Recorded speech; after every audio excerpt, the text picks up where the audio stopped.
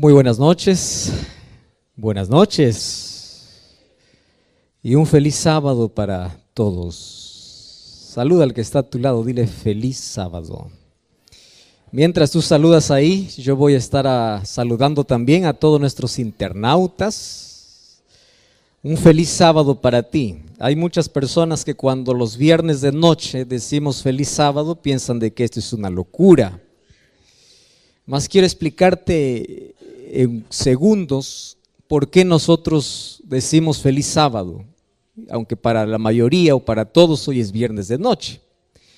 Algunos piensan que estamos viviendo en otro planeta, estamos fuera de este calendario. No, seguimos este calendario.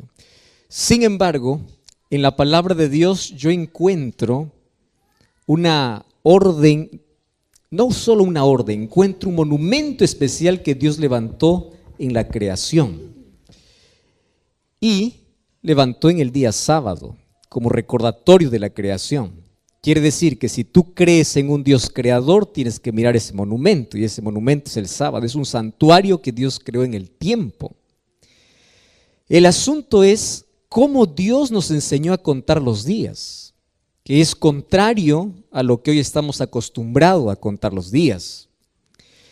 Cuando vas a Génesis capítulo 1, vas a encontrar que Dios cuenta los días de tarde y mañana. Eso significa que un día, según la Biblia, comienza la puesta del sol. Hoy ya estamos en un nuevo día, ¿correcto? Y va hasta la próxima tarde de mañana.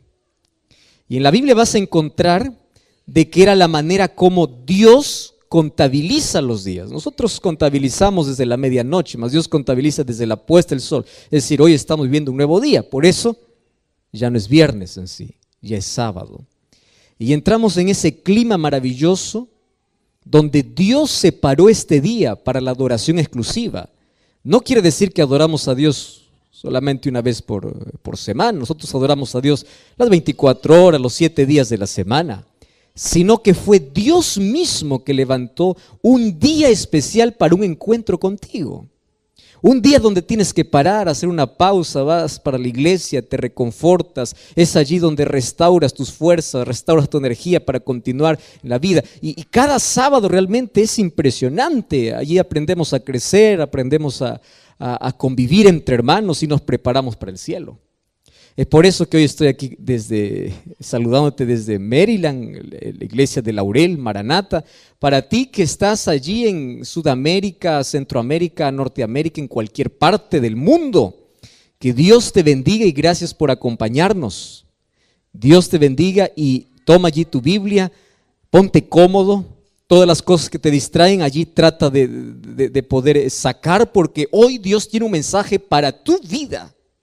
Y yo quiero agradecerte a ti que estás viendo esta transmisión. Durante todas estas noches hemos quedado impresionados, a veces teníamos hasta 600, 700 personas en vivo. Y cada día el alcance era más de 100,000 personas, como fue mencionado en algún momento. Y gracias por aquellas lindas decisiones. Estoy hablando para alguien que tomó la decisión esta semana de volver para la iglesia, de volver a los brazos de Cristo, para alguien que tomó la decisión de ser bautizado, para alguien que tomó la decisión de estudiar la Biblia. Y ya sabes que si quieres conocer más de la Biblia, yo te ofrezco aquí una página para poder estudiar la Biblia, estudielabiblia.com. Puedes solicitar un curso bíblico, vamos a estudiar la Biblia y te invito como siempre a buscar una iglesia adventista del séptimo día. ¿Está bien? Un grande abrazo para ti. Entonces acompáñame, estoy aquí con una linda iglesia que durante toda la semana estuvo acompañándonos y gracias porque es verdad que no te puedo abrazar, no puedo mencionar tu nombre, pero estamos juntos y unidos y listos para poder abrir la palabra de Dios. Dios te bendiga allí. Muy bien, y los que estamos aquí estamos ya preparados para poder ver un episodio más de ese grande y mayor milagro que registró el libro de Juan o el evangelista Juan allí en su libro. Durante toda la semana vimos detalles impresionantes sobre el mayor milagro que Jesús hizo. Vimos algunos detalles como por qué Dios permite que sus hijos puedan sufrir, por qué a veces parece que Dios llega tarde, parece. Vimos que Dios mira las cosas de manera diferente. Donde nosotros vemos muerte, Él ve la gloria. Donde nosotros vemos muerte, Él ve resurrección. Donde nosotros vemos fracaso, Dios ve victoria. Donde nosotros vemos una vida oscura, una vida destruida por el pecado, Dios puede ver una vida construida por el reino de los cielos. Dios mira diferente de lo que los seres humanos miramos.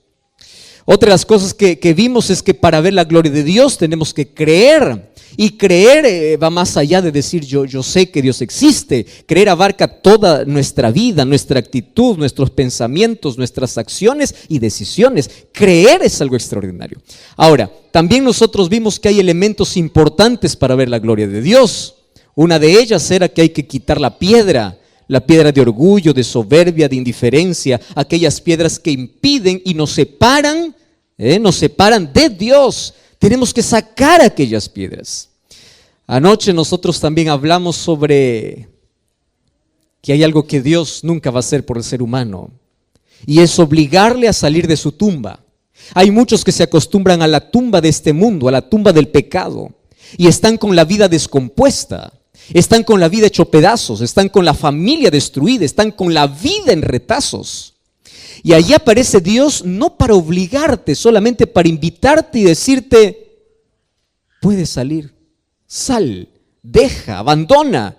Dios no te puede obligar, pero sí te puede invitar.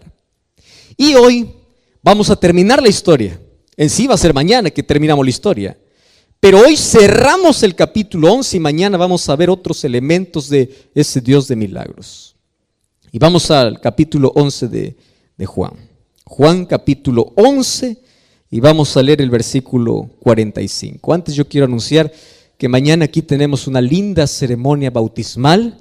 Allí en la tarde, ustedes están invitados, todos aquí, para poder presenciar el nacimiento de nuevas personas. Y si hay alguien que todavía no decidió y hoy toma la decisión, entonces podemos incluirte también. Estamos orando por ti para que mañana tú puedas también no solamente ser testigo, sino ser partícipe de este nuevo nacimiento.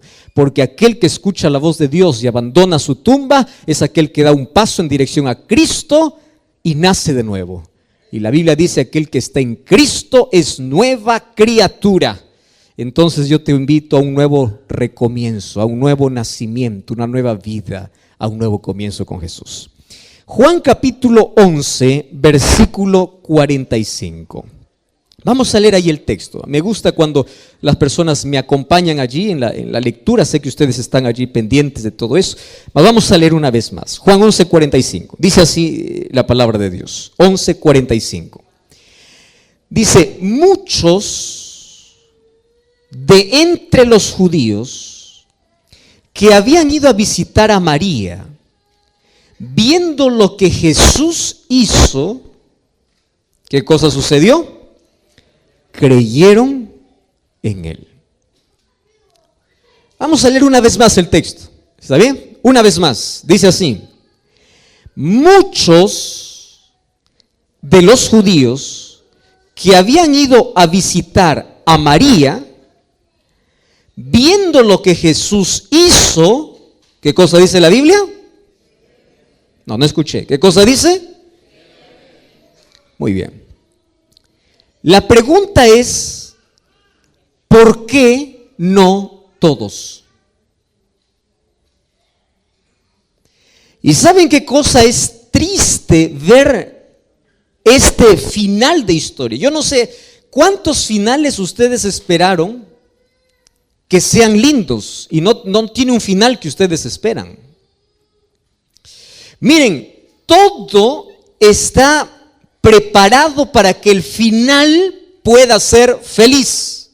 ¿Y el final fue feliz o no? Claro, hubo resurrección, acabó con el dolor, acabó con las preguntas, porque toda la gente se preguntaba: ¿por qué Jesús no llegó? ¿Dónde estaba Jesús cuando más lo necesitaba? ¿Por qué llegó tarde? ¿Por qué ahora? Todas esas interrogantes acabaron. Solo que el final de la historia me hubiese gustado que fuese así. Y después que vieron a Jesús hacer el milagro, me hubiese gustado que la Biblia, que allí dijera: todos creyeron en Él. Me hubiese gustado. Pero no dice así. Voy a hacer una pregunta. ¿Cuántos vieron el milagro? Todos. Repitan eso. ¿Cuántos vieron el milagro? No escuché. ¿Cuántos vieron el milagro? Todos. ¿Cuántos creyeron? ¿Por qué no todos? ¿Qué sucedió con aquella gente que no creyó? Vamos a leer el versículo 53. Versículo 53. Dice así: desde aquel día resolvieron o decidieron matarlo.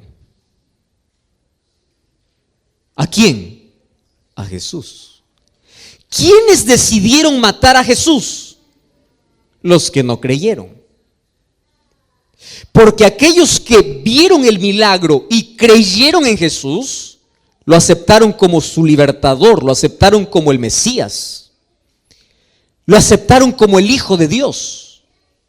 Pero aquellos que no creyeron, decidieron matarlo. Tú ya sabes hacia dónde estoy yendo, ¿verdad? El asunto aquí es, ¿crees o no crees? Porque no hay nadie que dice, pastor, yo estoy en medio, a veces creo, a veces no creo. No, es simple. Aquellos que no creen forman parte del otro grupo que toman la decisión de matarlo. Claro, hoy voy a hablar de otras expresiones, pero en la historia bíblica el grupo estaba dividido. Y una de las cosas que a mí realmente me deja con ese sabor agrio, con ese sabor amargo, es que Dios crea todas las condiciones para que el ser humano se salve y aún así Él decide perderse. El ser humano. Dios hace milagros, te da vida, te da familia, te da trabajo, te restaura, te ofrece perdón, te ofrece salvación, extiende su mano, te dice yo quiero salir y tú dices no, yo quiero alcohol, yo quiero droga, yo quiero placer, yo quiero autodestrucción, yo quiero amargura, yo quiero fracaso, yo quiero dolor. Y el ser humano elige aquello que no le hace bien. Y aquí hay un viejo dicho que dice, ¿no? Aquel que no quiere creer, aunque ve el mayor milagro, no cree. No cree. Y aquel que quiere creer, aunque no vea, cree. Te doy un ejemplo. Un día Jesús estaba pasando por Jericó. Y dice la Biblia que había dos ciegos que le dijeron, Señor, Hijo de David, ten misericordia. Ojo, dos ciegos reconocían a Jesús como el Mesías. Ciegos. Y aquellos que veían milagros, poder, vieron tantas cosas, no lo querían aceptar como el Mesías. Porque aquel que no quiere creer, no importa cuántas cosas pueda haber, no cree. Ahora, muchos creyeron. Me llama la atención esto. Muchos creyeron. ¿Y por qué no todos? Y yo quiero a propósito ahora volver 10 versículos atrás. Vamos al versículo 35. Ustedes se acuerdan que yo estaba con una deuda desde hace 2 noches. Yo les dije que esta última noche iba a dar la respuesta a un interrogante que yo siempre tuve. Versículo 35 de San Juan capítulo 11. Juan capítulo 11, versículo 35. Hemos leído el 45 primero, ahora el 35. Dice así, es uno de los textos más cortos de la Biblia. Tanto así que algunos ni siquiera necesitan allí leer. ¿Qué cosa dice el texto? Jesús lloró. Muy bien, hoy voy a dar la respuesta entonces. ¿Por qué lloró Jesús? ¿No creas que Jesús lloró Porque ahí estaba Lázaro muerto, estaba detrás de una piedra, estaba con el cuerpo descompuesto. ¿Por qué iba a llorar si sabía que lo iba a resucitar? Tú no lloras cuando sabes que hay solución. Las lágrimas del ser humano es la muestra o de una emoción fuerte, o de una desesperación, o de una angustia que el ser humano enfrenta al ver que todo acabó, al ver que es impotente, al ver que no puede. Y el ser humano desahoga y llora.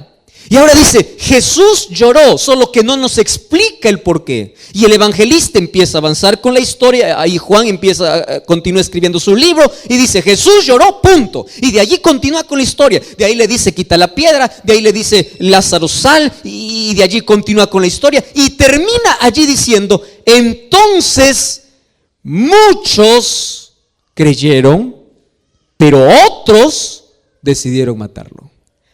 Ahora tiene explicación y respuesta las lágrimas de Jesús. ¿Por qué lloró? Porque él hizo todo, escúchame esta palabra, todo, para que la gente pueda creer. Lo mismo hoy. Jesús hizo todo para que tú puedas salvarte, todo. Pero la gente no quiere creer. Si hay algo que lastima tanto el corazón de Jesús, es la indiferencia, la soberbia, la terquedad, la rebeldía. Tú ya escuchaste acerca de un amor no correspondido. ¿Qué es un amor no correspondido? Donde una persona hace todo, absolutamente todo, y hasta lo imposible para que la otra persona también responda a ese amor, pero no responde. Hiere. ¿Y tú sabes cuál es el amor menos correspondido en este planeta? Es el amor de Dios para el hombre y la respuesta del hombre para Dios. Hace todo, pero algunos creen y otros lo condenan. La pregunta es, ¿qué hace que una persona crea y otro le condene?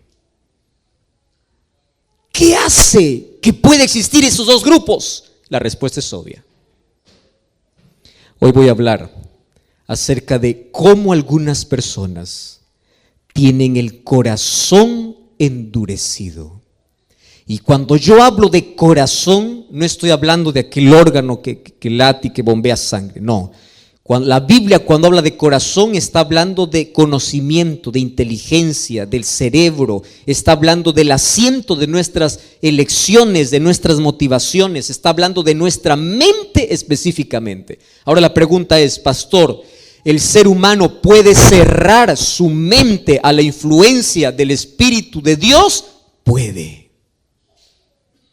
Y cuando la mente se cierra el ser humano y no da lugar, por más que Jesús llame, por más que levante la voz, por más que haga milagros, por más que haga lo que haga, el corazón se endureció. Solo que para tener el corazón duro, no creas que el ser humano nace con un corazón duro. El endurecimiento del corazón es un proceso en la vida, donde el ser humano va perdiendo la sensibilidad. Escúchame con esa palabra. ¿Qué cosa pierde? Sensibilidad. Y hay una linda ilustración para hablar acerca de la sensibilidad, ¿verdad? Tú ya escuchaste aquella historia de aquella persona que siempre está en el escritorio, de aquella persona que nunca fue para la chacra, para el campo, para trabajar. Como un día tiene la mano tan suave, vamos a imaginar que un día va para el campo para ayudar a la familia y el padre le da un machete ¿no? El instrumento para cortar, o le da una pala, una palana para poder trabajar en el campo. Cuando él agarra ese machete o agarra esa pala, va para trabajar. Cuando empieza a trabajar unos 10 minutos, en la mano va a ocurrir algo. Primero va a causar dolor, porque la mano, ¿qué cosa es? Sensible. Y cuando él continúa trabajando, aquí en la mano va a surgir una ampolla. Y si él continúa trabajando, esa ampolla va a reventar. Y cuando la ampolla revienta, nace detrás una piel más dura. ¿Cómo se llama esa piel? Callo.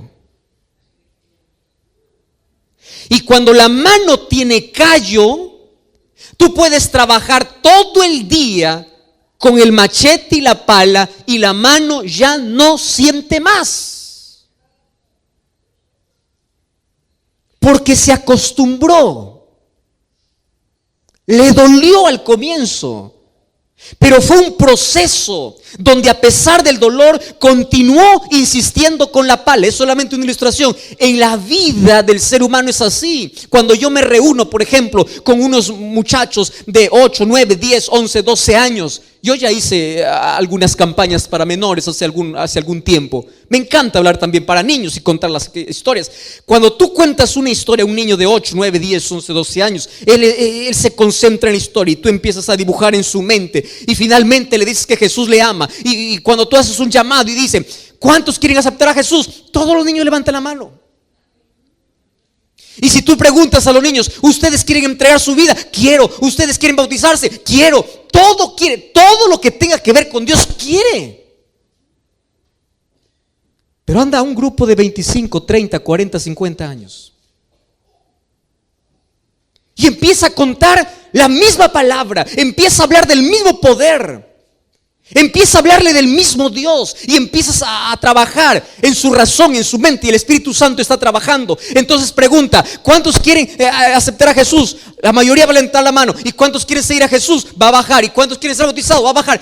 ¿Por qué? ¿Qué hace que en la vida podamos perder la sensibilidad? ¿Qué hace?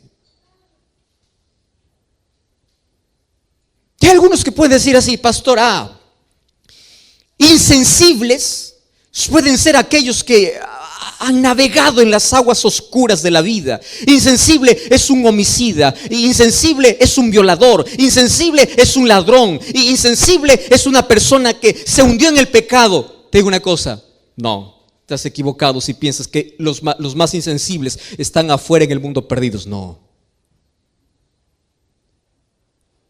Un día un hombre soberbio, un hombre homicida, que sus manos estaban manchadas de sangre porque perseguía al pueblo de Dios, se encontró con Jesús y le siguió. Cambió su nombre, cambió su historia, cambió su vida. De perseguidor pasó a ser el mayor predicador. El nombre de este era Saulo, que fue para Pablo. ¿Por qué? Porque tu pasado no condiciona para que tengas un corazón duro. Tu pasado no condiciona. Un día 2 ladrones estaban al lado de Jesús, cerca de Jesús. ¿Cuál es la distancia que había entre su cruz y la cruz de Cristo? No era más de 3 metros. Tan cerca de Jesús. Los dos tenían la misma historia, los dos tenían el mismo pasado, los dos habían robado, los dos eran ladrones, los dos estaban condenados, pero uno reconoce a Jesús. Uno. Entonces, no es el pecado que cometes en la vida, o no es la profundidad en la vida al cual hayas caído que hace que tu corazón sea duro. No. Conozco gente que tiene un pasado terrible, personas que ya hicieron cosas innombrables en la vida, que Dios los puede transformar, Dios los puede restaurar, porque cuando ven la presencia de Dios, la majestuosidad, la gloria de Dios, ellos se rinden ante Dios. Entonces, pastor, ¿quiénes son los duros? Ahora sí te voy a hablar algo un poquito fuerte.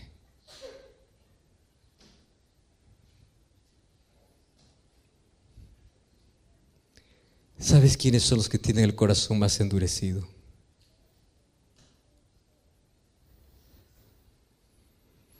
Aquellos que parecen más buenos en esta vida. Incluso aquellos que van a la iglesia. ¿Tú sabes quiénes eran los judíos? Conocían de Dios, practicaban ritos, se apegaban a la ley, pensando que la ley los podría salvar. Y claro, nosotros sabemos cuál es el plan que tiene la ley. La ley nos salva, pero cumple una función en la experiencia humana. El resultado de nuestro amor a Dios es guardar su ley. Nosotros no guardamos la ley de Dios para salvarnos, sino guardamos la ley de Dios porque somos salvos por Él, porque el resultado de la gracia transformadora de Dios en tu vida es la obediencia natural. Pero los judíos fueron al otro extremo, se aferraron a la ley y despreciaron a Cristo.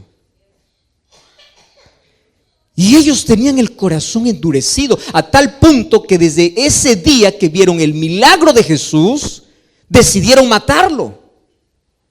Mira, tener el corazón duro no es una cuestión de una persona que tiene un carácter fuerte, una persona que hizo cosas malas en la vida. No, el corazón duro es un proceso. Y aquí voy con la primera característica de aquel que tiene el corazón duro. Escúchame con atención. Corazón duro es aquel que está familiarizado con la voz de Dios, pero no obedece la voz de Dios. Voy a repetir esto.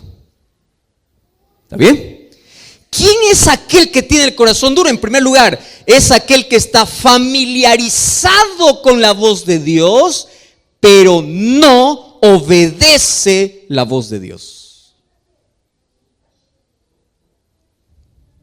Y yo aquí estoy hablando para alguien que conoce tanto de Dios, creció en un hogar cristiano, su familia es cristiana, conoce de la Biblia, para una persona que tiene todos los principios en la mente, para una persona que tiene conciencia de Dios, para una persona que conoce tanto para salvarse, pero no se rinde. Y sabes que esa persona puede llegar a endurecer su corazón. ¿Sabes por qué? Porque pierde la sensibilidad. La primera vez que escucha dice: pastor, me encanta, quiero entregar mi vida a Dios, pero todavía no, la próxima vez, ahora no, después, y va jugando con la voz de Dios, hasta que un día escucha lo mismo, el Espíritu Santo sigue trabajando, pero ya no siente más. ¿Quieres para hacerte un ejemplo? Vamos a la Biblia. Éxodo. Queridos, vamos a Éxodo capítulo 10. ¿Sabes que el libro de Éxodo habla sobre la historia de un hombre que endureció su corazón? Y ahora te voy a explicar por qué a veces la Biblia o aquí en el libro de Éxodo dice que Dios endureció el corazón. ¿Fue Dios que endureció o fue Él que se endureció? Vamos a Éxodo capítulo 10. Mira, ven. Cuenta la historia de uno de los gobernantes de aquel imperio que oprimió al pueblo de Israel o al pueblo de Dios. Fue Faraón. Tú conoces toda la historia, su rebeldía y todo, pero me llama la atención 3 versículos. Éxodo 10 versículo 3. Mira lo que dice la Biblia. Éxodo 10, 3. Presentándose Moisés y Aarón delante de Faraón, le dijeron, escúchame lo que dice la Biblia: así dice el Señor. ¿Qué cosa le dice el Señor? ¿Hasta cuándo? ¿Comprendes esta pregunta? ¿Hasta cuándo vas a rechazar de humillarte delante de Dios? Deja ir a mi pueblo para que me sirva. Pregunto, ¿Faraón escuchaba la voz de Dios? Escuchaba. Moisés y Aarón iban en el nombre de Dios. Y aquí Dios mismo le dice a Faraón: Faraón, dime, ¿hasta cuándo? Ya, vamos ahí, vamos un poquito más adelante. Versículo 16. Miren lo que dice. Entonces se apresuró Faraón en llamar a Moisés y a Aarón y les dijo: pequé contra el Señor vuestro Dios y contra vosotros. ¿Qué les parece este texto? Es lindo como para decir un amén, ¿verdad? Finalmente uno dice amén, finalmente el faraón se arrepintió. Él está reconociendo que ha pecado contra Dios. Y viene el versículo 17. Ahora pues yo les pido que me perdonen por mi pecado esta vez, y que ustedes oren al Señor vuestro Dios y quite de mí esta plaga. ¿No les parece un reconocimiento interesante? Sí, ¿verdad? Y puedo decir, wow, amén, aleluya, el faraón se arrepintió. Le leo un poquito más abajo. Versículo 20. Y el Señor endureció el corazón de Faraón y no dejó ir a los hijos de Israel. Pastor, pero aquí dice que Dios lo hizo. Préstame atención acá. Esta es una de las discusiones para muchas personas. Dice, Dios lo endureció. No, espera un momento acá. El amor de Dios, la misericordia de Dios, la gracia de Dios, los milagros de Dios funcionan así. Voy a tomar la misma historia que hemos leído de Lázaro. ¿Quién hizo que algunos creyesen y otros no creyesen después de haber visto el milagro? ¿Eso fue decisión divina o decisión humana? Humana. Porque Dios te dio libertad. Ahora, ¿por qué dice aquí Dios endureció el corazón? Vamos allí por partes. El amor de Dios es como el fuego o es como el sol. Voy a tomar las dos ilustraciones. Cuando tú colocas fuego y colocas una olla de agua hirviendo y tú colocas allí una papa, escúchame aquí con atención, colocas una papa a una olla de agua hirviendo, dentro de 5 a 10 minutos, ¿cómo está la papa? Blanda. ¿Cómo entró? Duro. ¿Cómo salió? ¿Qué hizo? ¿Quién hizo eso? El fuego. Si tú traes un huevo frágil, ¿verdad? Colocas al mismo fuego donde la papa se deshizo, ¿qué sucede con el huevo? Se endurece. Pero tú puedes decir, es el mismo fuego. Es el mismo fuego. El sol puede derretir la cera o puede endurecer la arcilla. Y en el ser humano es así. El mismo milagro, algunos les puede endurecer y otros hacer creer, pero no es un asunto de Dios, es asunto de elección humana. Y fíjate lo que sucede con esa historia. ¿Qué sucede con Faraón? Faraón dice, está bien, yo pequé, ahora reconozco, está bien, quítame por favor esta plaga, me está molestando. Ahora, ¿qué sucedía? Quitaba la plaga y nuevamente se endurecía. Muchos tienen el corazón de Faraón. ¿Sabes cuál es el corazón de Faraón? Aprenden a jugar con Dios. ¿Por qué? Porque solamente buscan a Dios en la necesidad. Pasa la necesidad y dan la espalda a Dios. Tú ya viste una persona que está en problemas, por favor oren por mí, una persona que tiene algún enfermo o una persona que está enferma, ore por mí y yo después voy a servir al Señor. Esa persona se sana y vuelve a su vida. ¿Quieres un ejemplo más claro?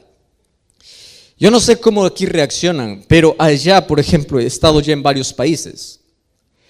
Cada vez que existe un terremoto, estoy a contar una historia, me parece una de estas noches. Cada vez que existe un terremoto, hasta aquel que dice ser ateo va a orar.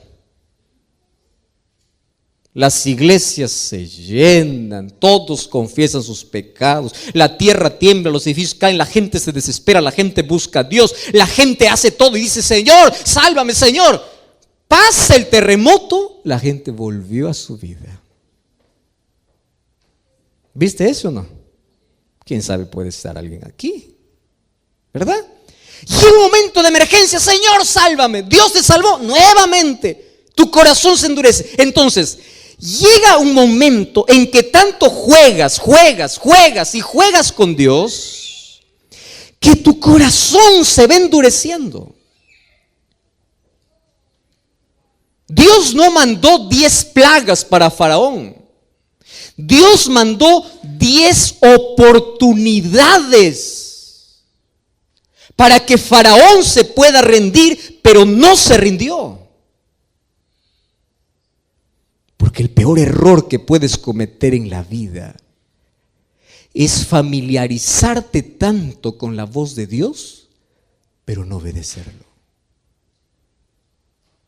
¿Y sabes qué cosa dice el libro de Job, capítulo 9, versículo 4? Dice así: Él es poderoso de corazón y Él es sabio. ¿Quién se endureció contra Dios y le fue bien? ¿Quién?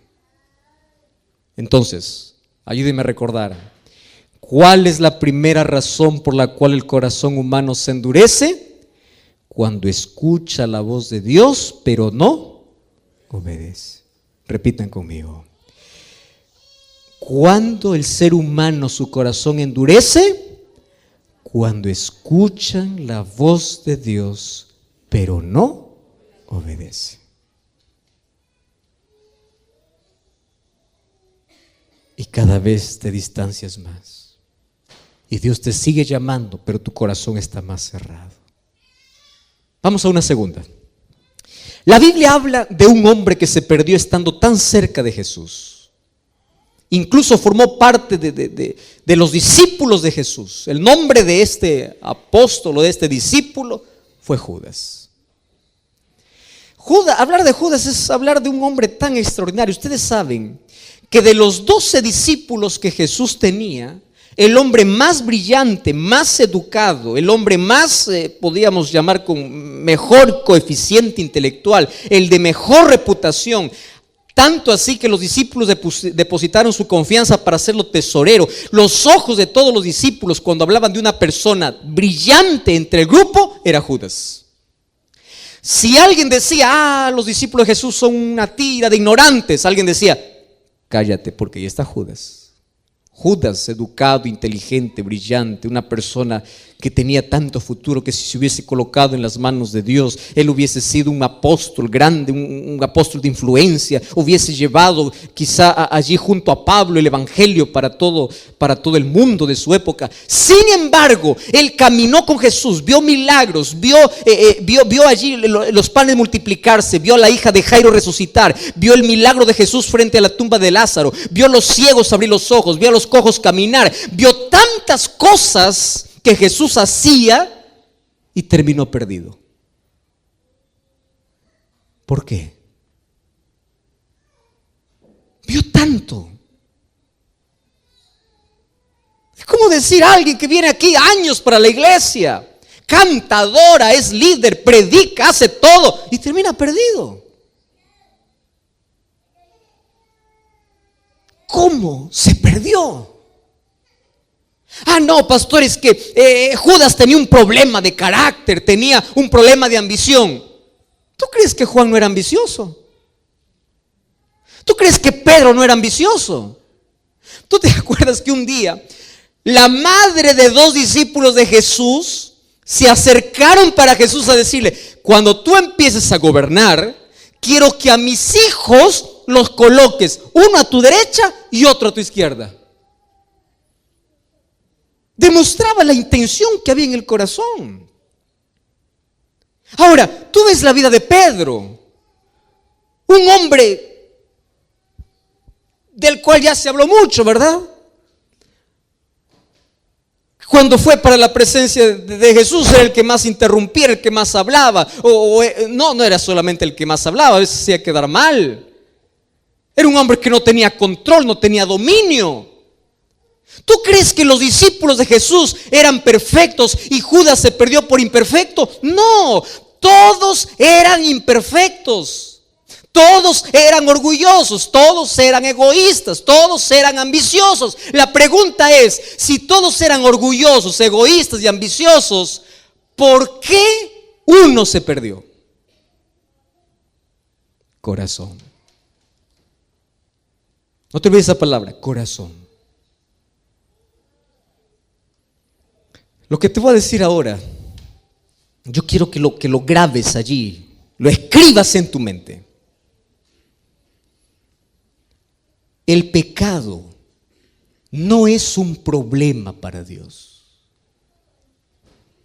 porque Dios te puede limpiar de todo pecado. Por eso Él dice, si tus pecados fueren como la grana, como la nieve, serán emblanquecidos, pero ven. Es decir, la mancha de egoísmo, de orgullo, de pecado en la experiencia humana no es un problema para Dios, porque por eso Jesús vino, para morir por nuestro pecado. El problema no es ser pecador. ¿Sabes cuál es el problema? Aferrarse al pecado. El problema es saber que tú tienes una herida y no quieres tomar la medicina. Todos eran ambiciosos.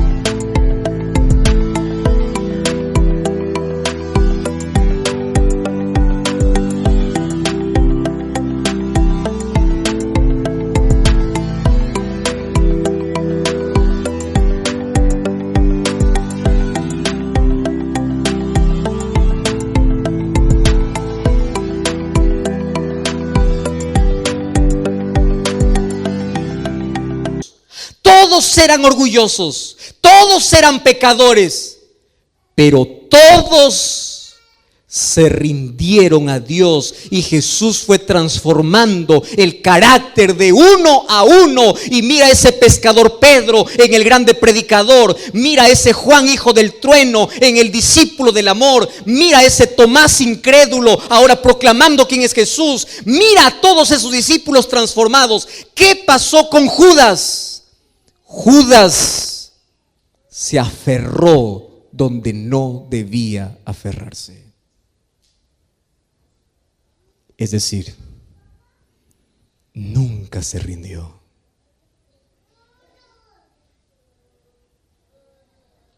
Queridos amigos, yo estoy hablando aquí esta noche para alguien que ya asistió a muchas campañas de evangelismo, para alguien que conoce de Jesús, para alguien que ya está estudiando la Biblia, para alguien que sabe que es la mejor decisión que debe tomar en la vida. Estoy hablando para ti, que decidiste dejar el seno del Padre por andar allí en la inmundicia del mundo y hoy descubres que no eres feliz allá, pero te da miedo regresar. Porque te da miedo que los hermanos de la iglesia te miren indiferente. Te da miedo que Jesús no perdone tus pecados. Déjame decirte una cosa. Vuelve. Ven a Cristo.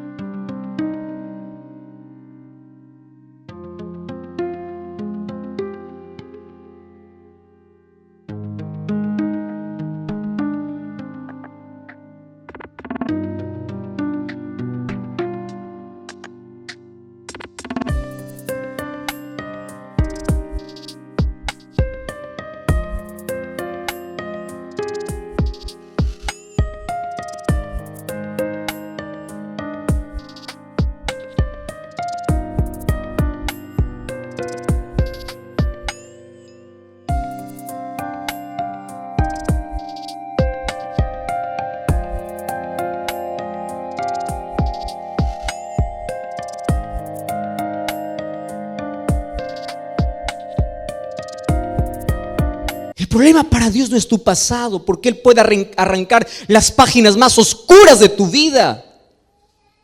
El problema no es que tu vida esté destruida por el pecado, porque Dios lo puede construir para su reino. El problema es que tú no quieras, es que tú no sueltes aquello que tienes que soltar, es que tú no decidas hoy volver. Es que escuches tanto la voz de Dios, te acostumbres a escuchar y a escuchar tantos llamados, pero no estás dispuesto a ir y a rendirte delante de Dios. Ese es el problema. ¿Cómo se endurece el corazón? La segunda razón es cuando tú te aferras donde no tienes que aferrarte. No te aferres al pecado, aférrate a Cristo. Él puede transformar tu historia. Él puede cambiar tu vida. Por eso la invitación de Jesús es así: si oyeres hoy su voz, no endurezcáis vuestros corazones. ¿Tú sabes por qué en la Biblia no existe mañana? Porque el mañana es un misterio que no sabes si lo vivirás. Apocalipsis 3:20 dice así: he aquí estoy. No dice estaré.